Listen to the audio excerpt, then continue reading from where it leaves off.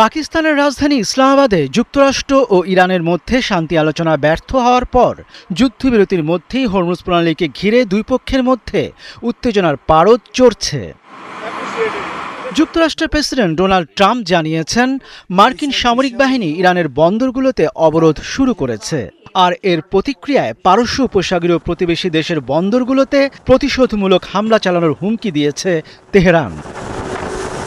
এদিকে যুক্তরাষ্ট্র ও ইরানের মধ্যে ইসলামাবাদে অনুষ্ঠিত সাম্প্রতিক বৈঠকে কোনো চূড়ান্ত সমঝোতা না হলেও দুই পক্ষের যোগাযোগ অব্যাহত রয়েছে।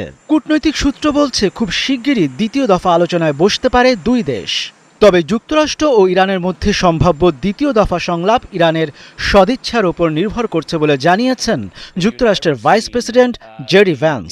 তিনি আরও বলেন, ইরান যদি অর্থনৈতিক সন্ত্রাসবাদে লিপ্ত হয় তবে যুক্তরাষ্ট্র এই নীতি মেনে চলবে।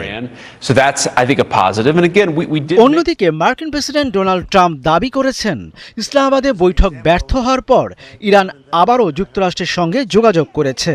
তেহরান ওয়াশিংটনের সঙ্গে একটি চুক্তি করতে মরিয়া বলে জানান ট্রাম্প। অপরপক্ষ থেকে আমাদের ফোন করা হয়েছে, তারা খুব করে একটা চুক্তি করতে চায়। মূল বিষয়টি ইরানের পারমাণবিক কর্মসূচি। ইরান কখনোই পারমাণবিক অস্ত্র তৈরি করতে পারবে না। ইরান তাদের ইউরেনিয়াম সমৃদ্ধকরণ কার্যক্রম 5 বছরের জন্য স্থগিত রাখার প্রস্তাব দিয়েছে। ইসলামাবাদে অনুষ্ঠিত বৈঠকে তারা এই প্রস্তাব দেয়। নিউ ইয়র্ক টাইমস এক প্রতিবেদনে এই তথ্য জানিয়েছে। প্রতিবেদনে বলা হয়, যুক্তরাষ্ট্র ওই বৈঠকে 20 বছরের জন্য কার্যক্রম স্থগিত রাখার দাবি জানিয়েছিল। এদিকে ইরান ও যুক্তরাষ্ট্রের মধ্যে চলমান সংঘাত নিরসনে দুই দেশের নেতৃত্বকে পুনরায় আলোচনার টেবিলে বসার আহ্বান জানিয়েছেন জাতিসংঘের মহাসচিব অ্যান্তোনিও গুতেরেস। এই যুদ্ধের কোনো সামরিক সমাধান নেই বলে তিনি জানান। হরমুজ প্রণালীকে ঘিরে দুই দেশের উত্তেজনার মাঝেই যুক্তরাষ্ট্রের অবরোধের বিরুদ্ধে তেহরানে বিক্ষোভ সমাবেশ করেছে কয়েক হাজার মানুষ।